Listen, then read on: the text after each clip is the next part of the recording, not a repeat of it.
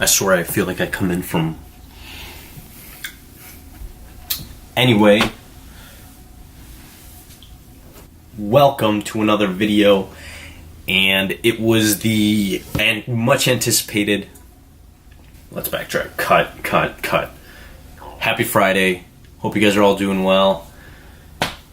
And welcome to another video. Finally, Jesus. I kind of just go on a rant when I'm in front of the camera. But anyway, the much anticipated Russia World Cup draw. The groups were set today, Friday, December 1st. And I think there's some winners and some losers. I think there's some teams that have it easier, of course. Obviously, the World Cup is set up where it's not like the top 16 teams in the world, right? You have teams from Asia, Africa, not the powerhouses we're used to. So some teams, of course, are going to get a cakewalk, or the group is going to be a little bit easier. But I think it's like I said in a previous video, it's probably the World Cup that is the most wide open that I can remember.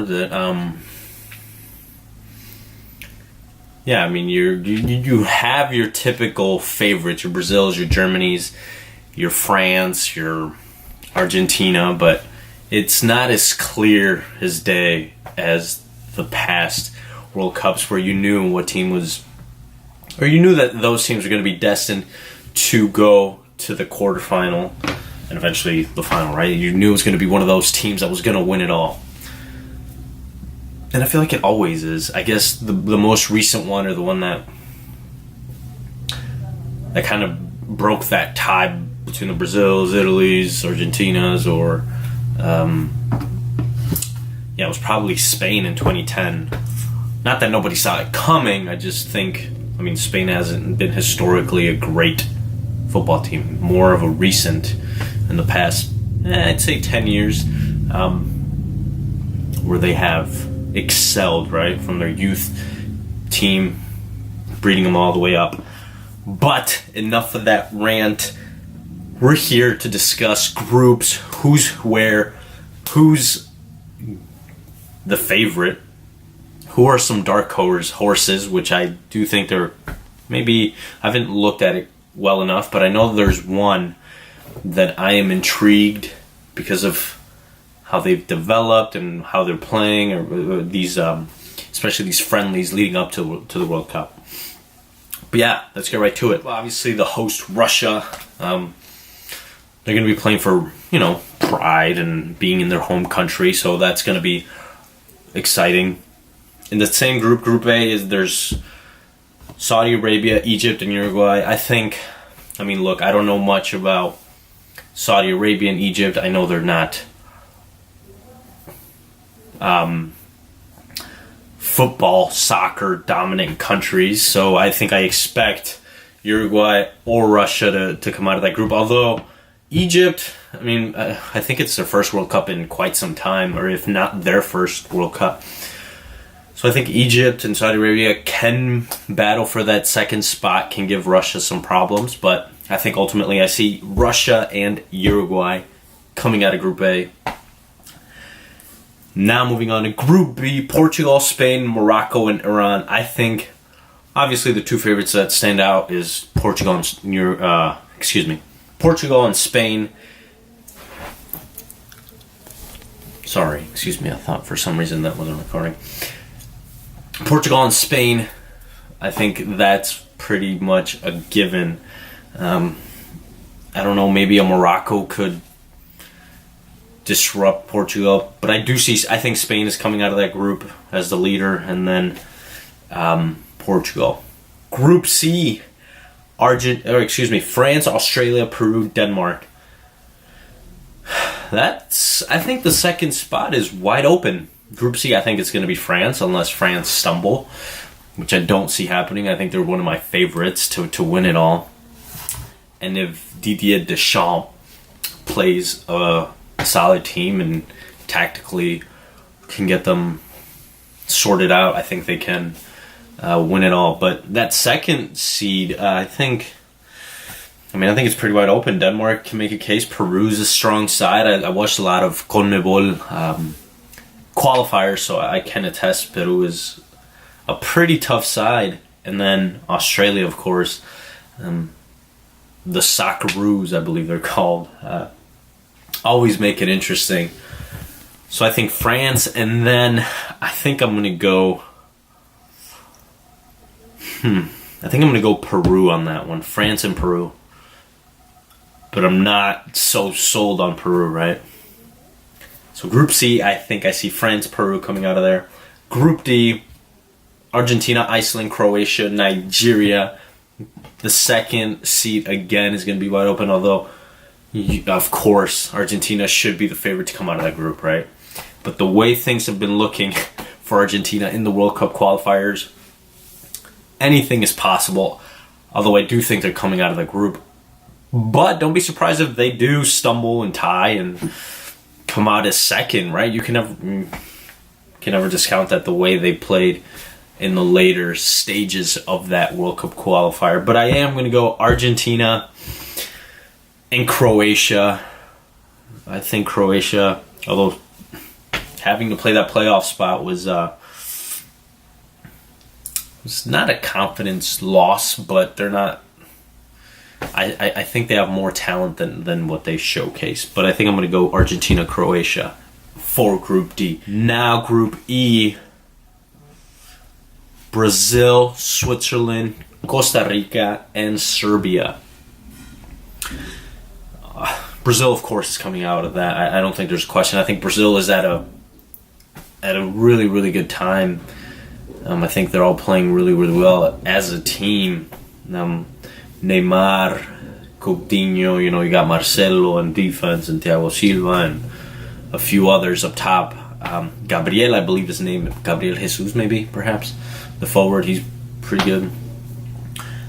So Brazil is going into the World Cup at a really, really good time. So I think Brazil is another one of my favorites that's favorite to win it all. But I think Switzerland and Costa Rica are going to be battling for that second spot. I think Switzerland's a strong side. I think Costa Rica has enough to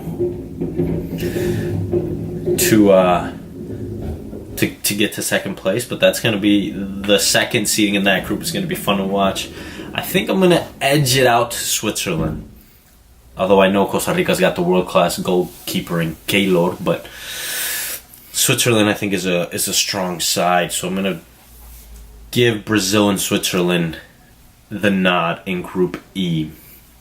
Group F, although there's not a group of death in this World Cup that you could say, I think Group F might be it, though. Although it isn't as obvious as it has been in previous World Cups.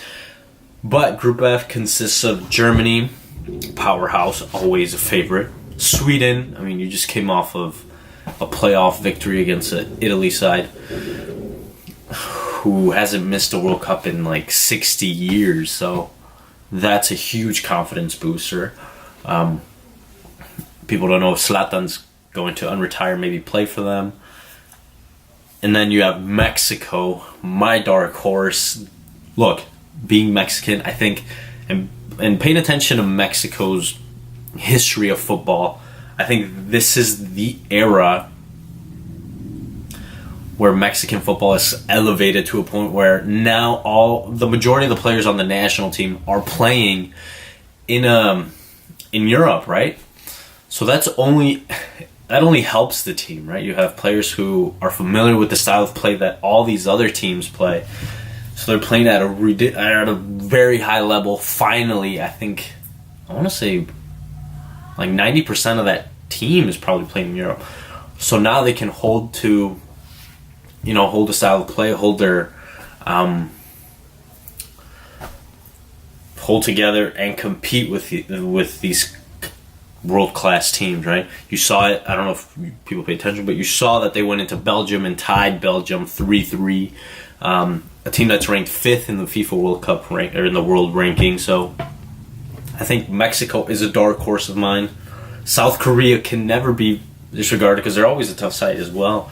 So this group of death, if you want to call it that, I think I'm going to go Germany, Mexico. I think Mexico is at a really, at least on paper, you'd think, right? They're on a good time period in their football. Group G, Belgium, Panama, Tunisia, England. I think I'm going to go Belgium and Panama. I think Tunisia and I'm going Belgium, England. I don't think Panama and Tunisia have enough to even to compete with either of those sides. I saw Panama. Panama can stun you, but I don't know the likelihood of that. Group H, Poland, Senegal, Colombia, Japan. This is going to be interesting. Japan's historically a good side as well. Senegal.